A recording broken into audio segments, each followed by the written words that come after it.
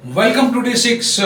This is professor Vinod Kumar. ఎట్టకేలకు 18 నెలల పరిపాలన తర్వాత కొత్త ప్రభుత్వంలో మరొక ముగ్గురికి మంత్రివర్గ విస్తరణ స్థానం లభించింది. అందులో ఒకరు వాకిటి శ్రీహరి, గడ్డ వివేక్ అండ్ గడ్లూరి లక్ష్మణ్. ఈయన మాల కోటీశ్వరుడు, ఈయన మాదిగా పాపం మధ్యతరగతి మనిషి. అలాగే ఈయన కూడా నాకు తెలిసి మధ్యతరగతి మనిషి, బీసీ ముదిరాజ్. వీరు ముగ్గురు కూడా కొత్తగా మొదటిసారిగా ఎమ్మెల్యేలు అయిన వాళ్ళు. వీళ్ళకి గత అనుభవం లేదు, బట్ కుల సమీకరణలో భాగంగా ఇవాళ అనివార్యంగా వీళ్ళకి అవకాశం వచ్చింది. వాళ్ళ సామాజిక న్యాయాన్ని పరిరక్షిస్తాము అని చెప్పేసి వర్గీకరణ బిల్లును ఒకవైపు 42% బీసీలకు లోకల్ బాడీ ఎన్నికల్లో, మరొకవైపు బిల్లులు తెచ్చి వాళ్ళకి అవకాశాలు కనుక ఇవ్వకపోతే ఖచ్చితంగా కాంగ్రెస్ ప్రభుత్వం మీద తీవ్ర వ్యతిరేకత వచ్చే అవకాశం ఎక్కువగా ఉన్నది. కాబట్టి అనివార్యమైన పరిస్థితిలో కాంగ్రెస్ పార్టీ ఇవాళ వీళ్ళకి అవకాశం ఇచ్చింది. లేకపోతే తిరిగి రెడ్లకే అవకాశం ఇచ్చేది, తిరిగి అగ్రవర్ణాలకే అవకాశం ఇచ్చేది. అనివార్యమైన పరిస్థితుల్లో మొన్న ఎమ్మెల్సీ ఎన్నికల్లో కూడా తప్పనిసరి పరిస్థితులలో ఒక మాలకి ఎమ్మెల్సీ, 2 బీసీలకి ఎమ్మెల్సీ పదవులు ఇచ్చింది. అందులో ఒక బీసీ మహిళకు కూడా ఇచ్చింది. సో నెక్స్ట్ మంత్రివర్గ విస్తరణలో ఒక మహిళ బీసీకి అవకాశం వస్తే రావచ్చు. అలాగే ఇద్దరు, ఒక రెడ్డికి, తర్వాత మరొక వీలైతే మరొక మాదికి ఇస్తే ఇవ్వచ్చు కాక, లేదంటే ఒకవేళ ఇవ్వకపోతే రెండు రెడ్లకు పోతుంది, ఒక బీసీలోకి వచ్చే అవకాశం ఉంటుందని మహిళకు, అందులో మహిళకు వస్తాయని నేను అనుకుంటున్నా. మరి అది ఎవరికి వీలైతుందో చూడాలి. బట్ ఏది ఏమైనప్పటికీ కూడా చాలా చాలా ఉత్కంఠగా ఆగి ఆగి ఆగి ఆగి వివేక్ గారు అయితే నాతో చాలాసార్లు, బ్రదర్ నేను చాలా టెన్షన్లో ఉన్నాను, ఎక్కడన్నా ఫోన్ చేస్తే ఏదైనా విషయం మాట్లాడదామంటే ఆయన ఇదే బిజీలో ఉన్నాడు. ఇదే మంత్రి కోసం ఒకటే ప్రయత్నాల మీద ప్రయత్నాలు విపరీతంగా చేశాడు. చివరికి సక్సెస్ అయ్యాడు. అయితే ఆయన దగ్గర బాగా డబ్బు ఉన్నది కాబట్టి, సో కుల సమీకరణ ఒకటి, కులం ఒకటి, డబ్బు ఒకటి, కులం ప్లస్ డబ్బు = మంత్రి పదవి. తర్వాత తండ్రి వారసత్వం. సో తండ్రి వారసత్వము, కులం. తండ్రి వారసత్వం ఒకటి బాగా పనికొచ్చింది ఈయనకు, కులం ఒకటి పనికొచ్చింది, రెండవది డబ్బు ఒకటి పనికొచ్చింది. ఈ రకంగా ఇవాళ తన అన్న ఒక ఎమ్మెల్యే, తన కొడుకు ఎంపీ, తాను మంత్రి, అంటే మొత్తంగా బాగా బెనిఫిట్ అయిన కమ్యూనిటీ కాంగ్రెస్లో ఏదైనా ఉన్నదంటే అది మాల కమ్యూనిటీ మాత్రమే. అంటే స్పీకర్ మాల, తర్వాత మొన్న ఎమ్మెల్సీ పదవి కూడా మాల దయాకర్కి వచ్చింది. తర్వాత వీళ్ళ కుటుంబమే మొత్తం అదృష్టవంతుల కుటుంబంగా చెప్పుకోవచ్చు. ఒక రకంగా చెప్పాలంటే కొడుకు ఎంపీ, తమ్ముడు అన్న ఎంపీ, ఎమ్మెల్యే, తమ్ముడు మంత్రి. అంటే మొత్తానికి ఓవరాల్గా ఏ రెడ్డి కుటుంబంలో అయితే రావాల్సిన వాటా ఉన్నదో కాంగ్రెస్లో మాలలకి అద్భుతమైన వాటా వస్తుంది అనడానికి ఇది ఒక పెద్ద ఉదాహరణ. అంతేకాకుండా మాలలకి ఇద్దరికి ఎంపీలు, ఒక్క మాదిగా కూడా ఎంపీ అవకాశం ఇవ్వకుండా కాంగ్రెస్లో ఉంటుంది అని చెప్పడానికి ఇది ఒక ఉదాహరణ. స్పీకర్ పదవితో పాటు ఒక మంత్రి పదవి, డిప్యూటీ సీఎం మాల అనుబంధ కులాలకి, అంటే మా ఉప కులాలకు కూడా, అంటే అంత పెద్ద స్థాయిలో ఒక స్పీకర్ పోస్టే కాకుండా, ఒక డిప్యూటీ సీఎంఏ కాకుండా, స్పీకరే కాకుండా ఇవాళ ఒక మంత్రి, మొన్న ఒక ఎమ్మెల్సీ. అంటే ఒకవైపు వీళ్ళకున్న జనాభా ఎంత, వీళ్ళ జనాభా మాలల జనాభా ఎస్సీలలో 40% కూడా లేదు. ఎస్సీలలో 40% జనాభా లేని మాలలకి ఇవాళ 9 మంది ఎమ్మెల్యేలు, అలాగే ఒక డిప్యూటీ సీఎం, డీసీఎం, ఒక స్పీకర్, తర్వాత ఒక మంత్రి, ఒక ఎమ్మెల్సీ, 2 ఎంపీలు. ఈ రకంగా చూసుకుంటే అసలు మా కాంగ్రెస్ పార్టీలో టోటల్ మాలల ఆధిపత్యం అనేది తీవ్ర స్థాయిలో ఉన్నది అనడానికి ఇవాళ మనకు బెస్ట్ ఉదాహరణ ఇవాళ వివేక వెంకటస్వామికి మంత్రి పదవి రావడం. అంటే ఇవాళ మాదిగలారా మీరు ఒకసారి గమనించండి, కాంగ్రెస్ పార్టీ మాలలదా మాదిగలదా అంటే ఇవాళ 40% ఓట్ బ్యాంక్ ఉన్న ఎస్సీలో ఓట్ బ్యాంక్ ఉన్న వీళ్ళు 60% ఓట్ బ్యాంక్ ఉన్న మాదిగలకు వచ్చింది ఎంత అంటే ఒక్క మంత్రి పదవి, 9 మంది ఎమ్మెల్యేలు, అలాగే ఇవాళ ఒకే ఒక మంత్రి, ఇంకొక మంత్రి ఉపకులానికి,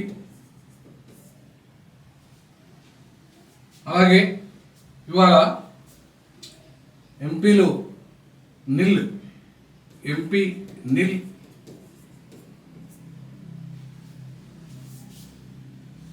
అంటే మీరు చూడండి ఎమ్మెల్సీ నిల్,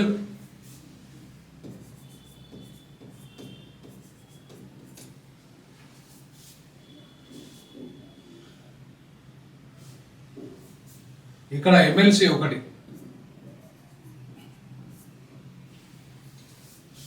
అంటే చూడండి ఇవాళ మాలలు 40% ఉంటే వాళ్ళ యొక్క పదవులు 80% వస్తే 60% ఉన్న మాదిగలు వాళ్ళకు పదవులు కేవలము 40% కూడా రాలేదు. అంటే ఇవాళ మాదిగల్ని కాంగ్రెస్ పార్టీ కాదు అనడానికి మీరు చాలా స్పష్టంగా మాదిగలు ఇవాళ అర్థం చేసుకోవాల్సిన అవసరం ఉంది. కేవలం వీళ్ళకి ఒక మంత్రి పదవి రావచ్చు కాక, ఒక్క మాదిగ నుండి ఒక మంత్రి పదవి, ఇవాళ ఉపకులం నుండి ఒక మంత్రి పదవి వచ్చింది అంతే. అంటే కాంగ్రెస్ పార్టీలో మాదిగలకు సముచితమైన గౌరవం లేదు, అవకాశాలు రావు అనడానికి ఎన్నో ఉదాహరణలు. ఈవెన్ కార్పొరేషన్లో వస్తే ఒకే ఒక్కడు, అది ఎస్సీ కార్పొరేషన్ చైర్మన్. కానీ అదే మాలలకి, అదే మీకు వైస్ ఛాన్సలర్ పోస్టుల నుండి మొదలుకుంటే, హైయర్ ఎడ్యుకేషన్ కమిషనర్ నుండి మొదలుకుంటే, ఇట్లా మాలలకి కీలకమైన పోస్టులన్నీ కూడా ఇవాళ మాలలకి దక్కాయి. ఇవాళ జనాభా ఎంత అయినా సరే కాంగ్రెస్ పార్టీ వాళ్ళది. కాంగ్రెస్ పార్టీ అంటే మాలలు, మాలలు అంటే కాంగ్రెస్ పార్టీ, కాంగ్రెస్ పార్టీ అంటే మాలలు. సో కాబట్టి మాల = కాంగ్రెస్ పార్టీ. అందుకే బీజేపీ వైపు మాదిగల్ని తీసుకెళ్లడానికి మందకృష్ణ ప్రయత్నం చేస్తున్నాడు. సరే, అది మనవాద పార్టీ అని పేరున్నప్పటికీ కూడా మాదిగలకు గతంలో తెలుగుదేశం ఇచ్చింది ఎక్కువ సీట్లు, ఇప్పుడు బీజేపీ ఇచ్చింది. సో బీఆర్ఎస్ కూడా ఇచ్చింది, ఏ మాట మాట చెప్పుకోవాలి, బీఆర్ఎస్ కూడా మాదిగలకు సముచితమైన స్థానమే ఇచ్చింది. కానీ ఇవ్వందల్లా కాంగ్రెస్ పార్టీ. కాబట్టి ఇవాళ మాదిగలు ఎటువైపు పోవాలి? ఇవాళ స్వతంత్ర పార్టీగా ఉన్న వాళ్ళ వైపు పోవాలంటే బలహీనంగా ఉన్నాయి ఆ పార్టీ. ఒక ధర్మ సమాజ పార్టీ నాయకుడు ఉన్నాడు కానీ బలహీనంగా ఉన్నాడు. ఆయన మిగతా మాదిగలు మేధావులను కానీ మిగతా వాళ్ళని కానీ కలుపుకోకూడదు. సో ఇవాళ బీజేపీ వైపు అండ్ టీడీపీ వైపు, బీఆర్ఎస్ వైపు, టీడీపీ అంటే ఇక్కడ లేదు కాబట్టి బీఆర్ఎస్ బీజేపీ వైపు మాదిగలు ఇలా పోవడానికి ఎక్కువ స్కోప్ ఉంది. రానున్న ఎన్నికల్లో మాదిగలకి ఎక్కువగా అవకాశాలు ఎక్కడ దక్కుతాయంటే అటు బీజేపీ కానీ బీఆర్ఎస్లో కానీ దక్కే అవకాశం ఉంది, కాంగ్రెస్లో దక్కే అవకాశం లేదు. సో కాబట్టి మాదిగలు కాంగ్రెస్ పార్టీని డిజోన్ చేసుకొని తన ఓట్ బ్యాంకును మరోవైపు మార్చుకోవడానికి ప్రయత్నం చేస్తే బెస్ట్.